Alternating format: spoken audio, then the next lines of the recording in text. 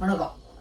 நான் உங்கள் அடிக்கடி என்னன்னு பார்த்தீங்கன்னா, இப்போ சுப்ரீம் கோர்ட்டு நீங்கள் செக்கே சப்போஸ் நீங்கள் போட்டிருந்தீங்கன்னா, இல்லை உங்கள் மேலே போடப்பட்டிருக்குன்னா, தயவுசெய்து சொல்கிறேன், செட்டில்மெண்ட் பண்ணுறதா இருந்தால் சீக்கிரமாக பண்ணிக்கோங்க. அது டிஃபென்ஸ் எவிடன்ஸ், அதாவது யார் மேலே குற்றச்சாட்டு இருக்கமோ அவங்க எவிடன்ஸை கொடுத்ததுக்கப்புறம் செட்டில்மெண்ட் பண்ணிக்கிட்டீங்கன்னா 7% வரைக்கும் நீங்கள் எக்ஸ்ட்ரா ஃபைனு. சரிங்களா?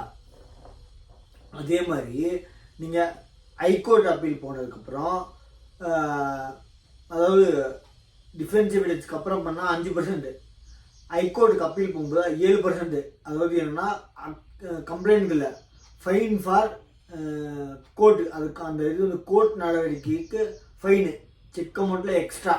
சரிங்களா? அப்புறம் சுப்ரீம் கோர்ட் போனீங்கன்னா 10%. சரிங்களா? இது எக்காரணத்தை கொண்டு வேஸ்ட் பண்ணாதீங்க, எவ்வளோ சீக்கிரம் முடியுமோ முடிச்சுக்கோங்க. சரிங்களா?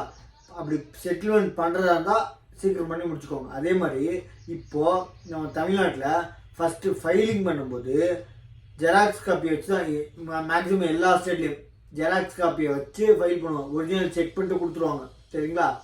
திருப்பி உங்கள் ஆதாரங்கள் எல்லாம் கொடுக்கும்போது தான் ஒரிஜினல் கொடுப்போம். ஃபைல் பண்ணதுக்கப்புறம் அந்த செக்கு மிஸ் ஆயிடுச்சு அப்படின்னா ஜெராக்ஸ் காப்பி வாங்கும்போது செக் பண்ணிட்டு கொடுத்துருப்பாங்க. அதை வச்சு அந்த ஜெராக்ஸை வச்சு, அதாவது செகண்டரி எவிடன்ஸு ப்ரூவ் பண்ணலாம்.